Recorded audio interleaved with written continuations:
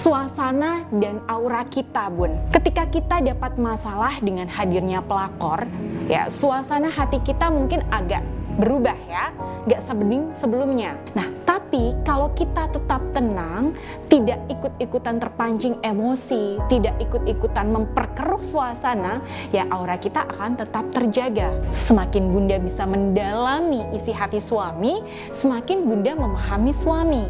Nah, insya Allah kartu as suami Bunda itu akan Bunda pegang.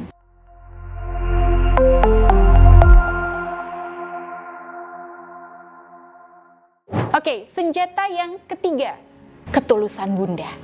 Nah, tulus di sini maksudnya adalah Bunda melakukan pengabdian untuk suami tanpa embel-embel ingin dibalas. Ya, mau suami baik ke Bunda, cuek ke Bunda, galak ke Bunda, gak ada urusan.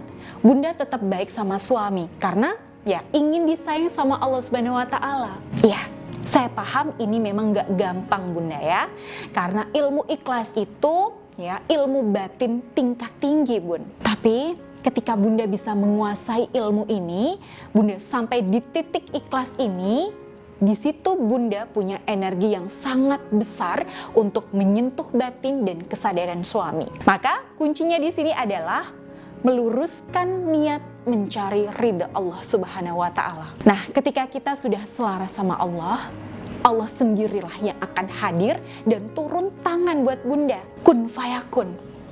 Ya, kalau Allah mau suami Bunda benci sama pelakor, ya suami benci Bun. Allah pengen suami putus dari pelakor, ya udah putus. Nah, kalau Allah mau kembalikan hati suami ke Bunda, ya kembali. Nah, caranya gimana biar kita bisa selaras sama Allah? Saya biasanya menganjurkan klien-klien saya untuk memperbanyak ibadah dan mendekat sama Allah. Ya, terutama sholat dan zikirnya. Ya, mungkin Bunda di rumah juga sudah banyak yang tahu ya, kalau klien-klien yang saya bimbing itu biasanya saya bekali dengan zikir menggunakan tasbih karomah ar-Rahman untuk mendampingi ikhtiarnya melenyapkan pengaruh negatif pelakor. Nah, amalan ini juga sebagai wasilah untuk mendekat sama Allah Subhanahu wa Ta'ala.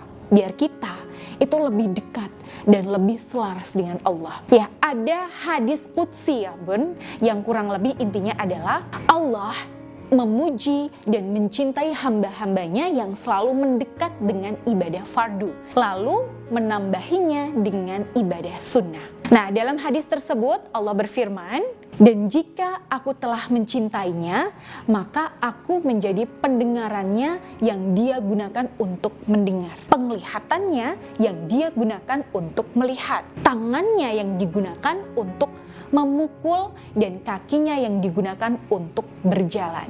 Jika dia meminta kepadaku, niscaya akan aku berikan, dan jika dia minta perlindungan dariku, niscaya akan aku lindungi. Nah, inilah hikmahnya ketika kita mendekat sama Allah Subhanahu wa Ta'ala dengan ikhlas Bunda. Semua yang kita lakukan sehari-hari, apa yang kita ucapkan setiap hari, apa yang kita perbuat ke suami kita setiap hari, itu murni atas petunjuk Allah, bukan keinginan hawa nafsu Bunda sendiri, ya, bukan berdasarkan emosi.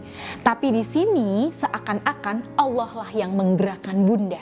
Makanya kalau Bunda sudah ada di titik ini, biasanya banyak terjadi keajaiban. Tiba-tiba Bunda nih bisa lembut ke suami, padahal dulu susah banget, ya. Tiba-tiba Bunda berani menegur suami dengan baik. Tiba-tiba Bunda bisa merangkai kata yang pas, yang ngena di hati suami dalam situasi yang pas, tepat ketika suami sedang terbuka hatinya.